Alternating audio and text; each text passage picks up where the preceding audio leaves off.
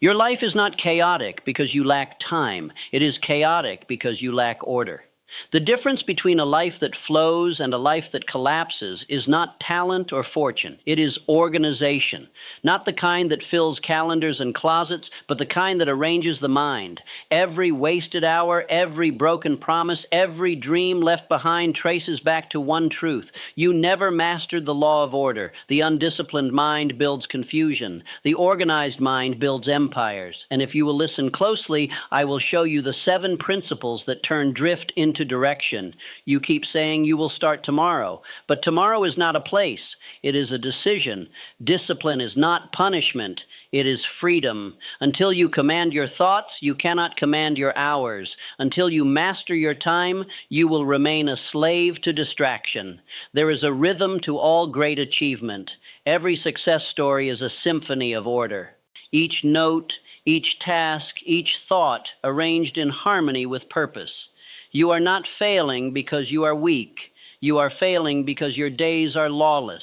Chaos is not your enemy. It is the test that reveals whether you rule your mind or your mind rules you. The moment you bring order to your thoughts, every area of your life begins to align. Your money, your work, your relationships, your peace. The world rewards those who move with clarity, but clarity is not found. It is built piece by piece, law by law. The disorganized man lives in reaction. The organized man lives in creation. The first spends his life repairing yesterday. The second designs tomorrow. Decide tonight which one you will be. For there is a law to success as precise as the law of gravity, and it begins with order. Principle 1. The law of definite purpose. The most dangerous man is not he who fails, but he who does not know what he wants. Failure can be corrected, but vagueness cannot. The drifting mind builds confusion. The definite mind builds empires. Every life that lacks order is missing one thing: purpose. A man cannot organize his days until he organizes his direction. Purpose is not a luxury, it is law. Every thought, every habit, every plan must obey a single aim, or they will war against one another. Without direction, the mind becomes a battlefield of competing desires. You want wealth, but fear risk. You crave peace, but chase distraction. You wish for success, but waste time. This is the chaos of an untrained mind. When Carnegie began his climb, he had one idea: to make steel cheaper and stronger than anyone else. He held that thought until it became the pulse of an empire. Every man, every decision, every department organized around that single purpose. It was not luck that built his fortune. It was alignment. Purpose simplifies life. It divides every decision into 2 answers. Does this serve my aim, or does it not? Without that compass, every choice feels urgent. But when the mind has direction, confusion vanishes like fog before the sun. Write your purpose in 1 sentence, not a paragraph of wishes, a command. Read it each morning. Speak it before sleep. In time, it will sink into your subconscious, and your mind will begin arranging circumstances to fulfill it. Principle 2, the law of organized planning. Every definite purpose requires a structure through which it can move. Just as water requires a channel or it floods aimlessly, planning is that channel. It transforms faith into system, vision into direction, and desire into measurable progress. A dream unplanned is only hope. A dream organized is destiny taking form. Ford could see an assembly line before the machinery existed to support it. Carnegie could see skyscrapers rising from steel before the furnaces were lit. They both obeyed one law: organized planning. Desire must be disciplined, divided into steps, into hours, into tasks so precise that confusion cannot enter. Sit with your purpose written plainly before you. Ask what actions done daily would bring this to pass. Do not think in large leaps. Think in sequence. Give each step a time. A plan without time is only a wish. Each evening review it. Cross out what was done. Refine what remains. Planning is not rigid. It is living order. Do not be discouraged when plans change. The river bends but never forgets its destination. When new information arrives, adjust your path, not your aim. A plan is more than paper. It is character in action. The man who follows his plan trains his mind to obey command. Principle 3, the law of controlled attention. There are two kinds of men, those who direct their attention and those whose attention directs them. The first creates, the second reacts. Attention is the invisible hand that shapes destiny. Whatever you hold in mind expands. Whatever you neglect decays. Edison could lose himself for hours in a single problem while others gave up at the first difficulty. Lincoln, in his darkest hours, refused to fix his gaze upon despair. He held his mind upon the end he sought, and in doing so, he turned tragedy into triumph. The mind, like light, grows powerful when concentrated. Diffused, it warms little. Focused, it burns through every obstacle.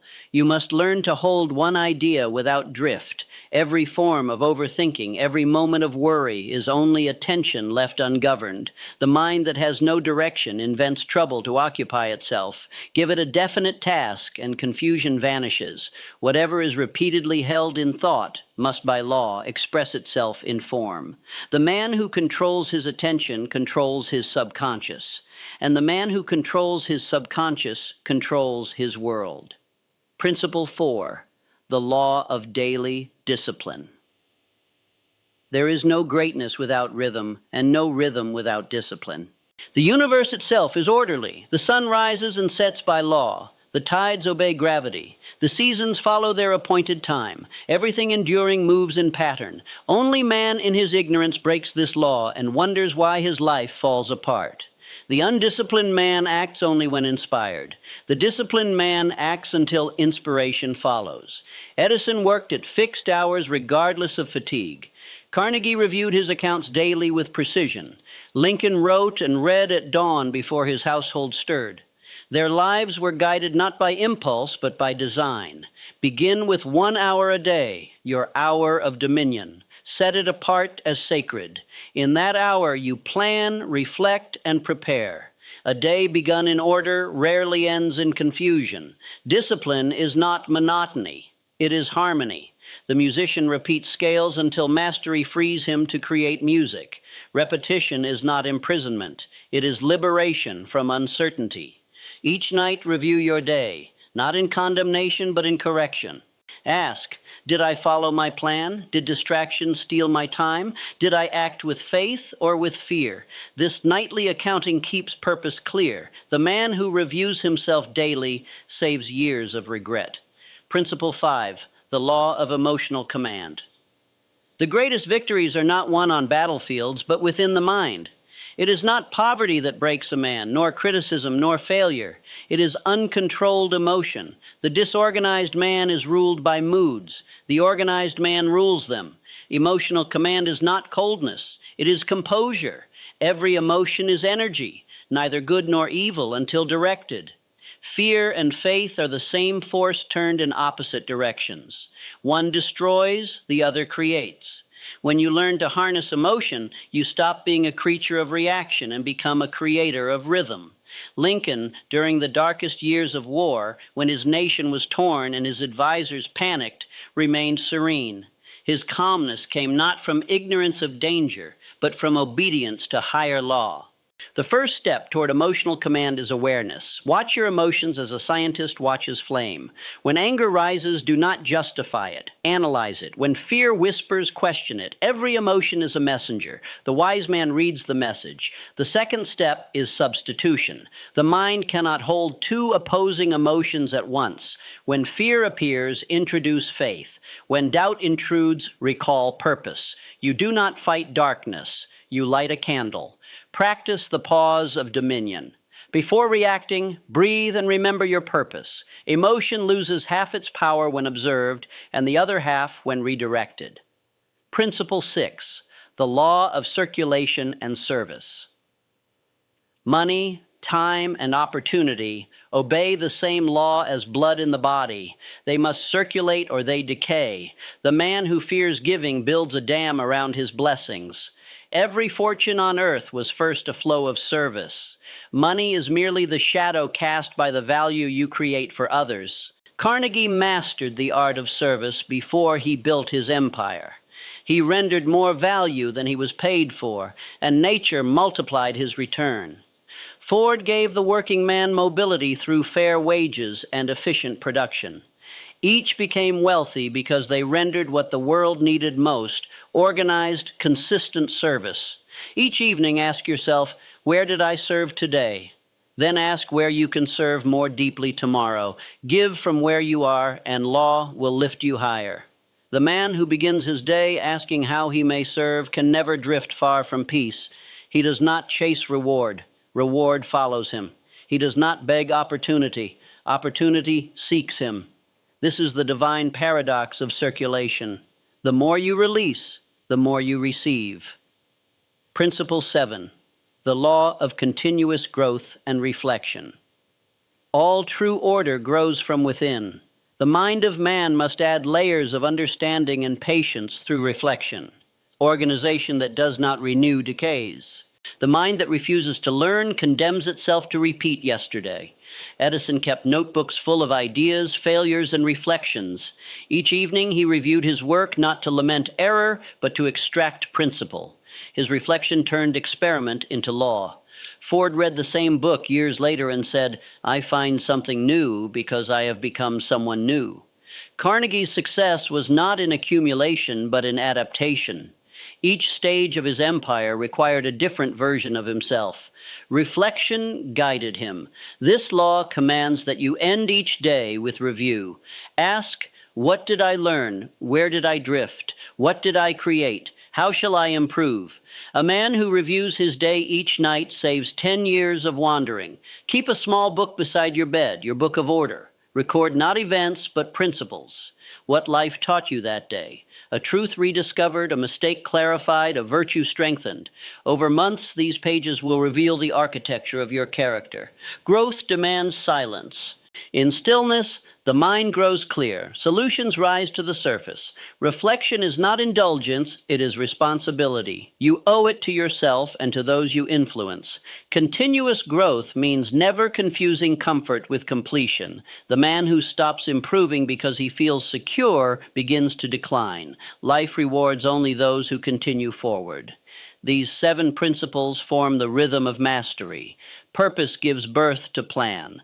Plan demands focus. Focus requires discipline. Discipline shapes emotion. Emotion guides service. And reflection renews all. When practiced daily, they do more than organize time. They organize destiny. Each night before you sleep, sit in stillness.